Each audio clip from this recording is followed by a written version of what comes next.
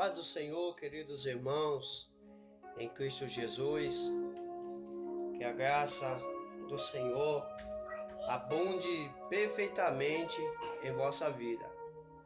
Livro de João, capítulo de número 3, o Evangelho, tá? Evangelho de João, capítulo de número 3, e o versículo de número 16, bem conhecido de cada pessoa que já ouviu, mas quero trazer uma reflexão para mim e a sua vida, que diz assim, o versículo: porque Deus amou o mundo de tal maneira que deu seu Filho unigênito para todo aquele que nele crê não pereça, mas tenha a vida eterna. Amém? Porque Deus amou o mundo de tal maneira que deu o seu Filho unigênito para todo aquele, tá bem claro, todo aquele que nele crê, né? E esse crer aqui não é um crer de fantasia, né? Não é um crer de falar apenas, é um crer de viver, é um crer de ter o Senhor como a sua rocha eterna, o seu monte de sustentação e a sua base para alcançar em Deus a melhor recompensa, que se chama salvação. Não pereça, mas tenha a vida eterna. E perecer aqui, irmãos, nós vamos ver que se chama de fim, de deixar de existir, de haver uma extinção, de haver a morte, de haver um fim. A Bíblia diz: pois todos pecaram e destituídos foram da glória do Senhor. Todos, tá? Todos pecaram. Essa questão de dizer que não há mais pecado, nós temos que entender, irmãos, quando Jesus veio ao mundo, ele apagou os pecados que a humanidade ela tinha e ia ser extinta do plano da salvação. Nós não podemos transliterar essa parte de achar que nós não temos mais pecado. Porque a própria Bíblia diz: quando dissemos que não temos pecado, somos mentirosos e fazemos do Senhor uma vã, né? Fazemos do Senhor um acaso. Pois todos pecaram e destituídos estão da glória de Deus. Aí Deus envia o seu único filho quando ele olha para a terra e não vê um justo para que fosse morto. Justo fala de justificação. Nós fomos justificados no Senhor, na sua morte, no seu sangue, nos justificou, nos lavou, nos purificou da condenação que a humanidade estava destinada a morrer e não ia haver salvação. Tá? Naquele momento, irmãos, nós temos que entender isto. Não é ter em visão a questão que algumas pessoas dizem que uma vez salvo, salvo para sempre. Seria Deus, seria o Senhor mentiroso? Deus nunca mentiu, ele não é homem para que minta, nem filho do homem para que se arrependa. O que nós temos que entender é que quando fala que Deus nos justificou, que Deus apagou o pecado, é o que a humanidade estava destinada a uma condenação sem absolvição. E Deus envia o seu Filho unigênito, o seu Filho único, para morrer por mim e por você. Então nós temos que crer, irmãos, mas nós não temos que ter este fundamento de achar que nós não temos pecado, que nós não precisamos de buscar se arrepender no Senhor, que uma vez salvo, salvo para sempre, que Deus já aboliu todo o pecado, que eu posso fazer isso, posso fazer aquilo, que não tem nada a ver. Engano é quem pensa assim. Seria Deus? Aceitaria Deus o pecado? Aceitaria Deus, teria Deus prazer em quem erra, em quem peca? Por que Deus preparou o juízo? Por que foi que Deus preparou o juízo para todo aquele que assim se assemelha ao inimigo nos seus feitos, aos anjos que se rebelaram juntamente com o adversário no céu, e foi destituído o que eles tinham lá na glória eterna? Seria Deus prazeroso em aceitar o erro, o pecado? Para quem acredita que não existe pecado? Aplaudiria Deus, olharia Deus para nós, porque Ele já pagou tudo e nós iríamos fazer todo o ato pecaminoso? E Deus estava aplaudindo, achando que isso era normal? É a gente querer, irmãos, fazer de Deus, pessoas que pensam dessa forma, é querer fazer de Deus como se Deus aceitasse todas essas coisas. A Bíblia diz que Deus ama o pecador, aquele que se arrepende, aquele que erra, procura em Deus não errar para ter a vida eterna, mas o Senhor aborrece ao pecado. Aquele que mente, aquele que faz toda a atrocidade que Deus não aprovaria. Mentiria a Deus? Teria Deus prazer na mentira? Teria Deus prazer nas emulações, em toda a prática de pecado que você imaginar? Teria Deus prazer nessas coisas? Posso eu dizer que tem o Espírito Santo de Deus com um templo que é um templo espiritual, cheio de pecado, cheio de ira? Não creio, irmãos, que o Espírito Santo, a Bíblia deixa bem claro.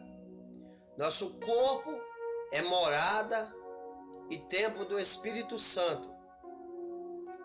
O Espírito Santo, de forma alguma, ele vai habitar num templo imundo, um templo contaminado. É chamar o Espírito Santo de quê, irmãos? Como é que ele vai habitar no pecado? Como que ele vai habitar num lugar que está sujo? Coração contaminado, cheio de iras, de contendas e tantas coisas que a gente pode imaginar. Então, quando a Bíblia diz que Deus amou o mundo de tal maneira, é que Ele amou a nós. Ele entregou seu Filho por nós, para todo aquele que crê. Não é aquele que fala que crê e não vive e não pratica o que agrada ao Senhor. Não pereça, não saia desta terra sem que antes encontre a salvação em Deus. Nós precisamos, irmãos, pregar a verdadeira palavra, não é aquilo que nós entendemos com a ótica humana. Para que existiria, irmãos? Para que existiria juízo? Para que existiria o trono branco, o cavalo que vinha guerrear, derrubar a morte, prender o inimigo por 1000 anos? Para que existiria se nós já fomos redimidos eternamente? Para que existiria? Porque foi que Deus levou João a essa visão. Se não tivesse uma finalidade, se não fosse nada real, por que será que Deus teria arrebatado João nessa visão. Então vamos entender, irmãos, a palavra. Não vamos deturpá-la. Não vamos escarnecer com os feitos que o ser humano quer fazer. Mas vamos entender segundo a palavra que Deus ensina. Que Deus possa entrar no teu coração. Para que existiria que Jesus falou que vai aparecer? Todos vão comparecer diante do tribunal de Deus. Grandes, pequenos, ricos e pobres. Não importa. Mentiria Deus quando fala da parábola de rico e Lázaro? Não existe inferno, irmãos? E aonde que o rico estava? Estava onde? O lugar de tormento significa o inferno. Onde todos aqueles que estão lá, se tivesse a oportunidade de voltar novamente, pode ter certeza que procuraria servir com mais fidelidade do que nós. Então vamos entender, irmãos. Procure ler a Bíblia. A Bíblia é a bússola de Deus. Não vai em fantoches, em meros ensinamentos humanos. Procure Deus como teu professor. A gente tem que buscar conhecimento. Mas o conhecimento vem de Deus, não é do homem. O homem é falho. O homem quer trazer filosofias. O homem quer trazer conteúdos da terra. Muitas heresias, mas Jesus é o único professor. Peça que ele te ensine, mano, não seja ensinado pelo homem. Eu não estou falando que a gente tem que menosprezar um professor que ensina a palavra, mas examine todo o conteúdo que você tem aprendido para ver se está no contexto da Bíblia, porque haja quem pense que a Bíblia foi escrita por homem. O homem só transcreveu, irmãos, tá? É isso que a gente tem que entender. Mas quem fez a palavra santa que revelou aos seus servos foi o próprio Senhor Jesus Cristo. Amém? Então que Deus toque no teu coração e alcance a tua vida através desse vídeo, tá bom? Vou fazer uma oração para agradecer a Deus. Pai amado, Deus bendito, Deus poderoso, que através desse vídeo, Senhor, que eu creio que pessoas irão ver, possa tocar no coração, meu Deus.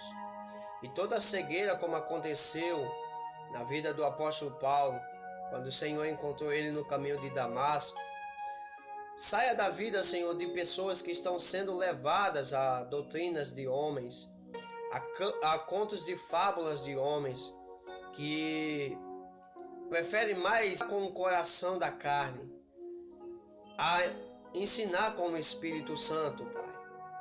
Ó Deus querido, toca. A tua palavra diz, Senhor, que aqueles que usam de engano não permanecerão, Pai. E eu creio na tua palavra.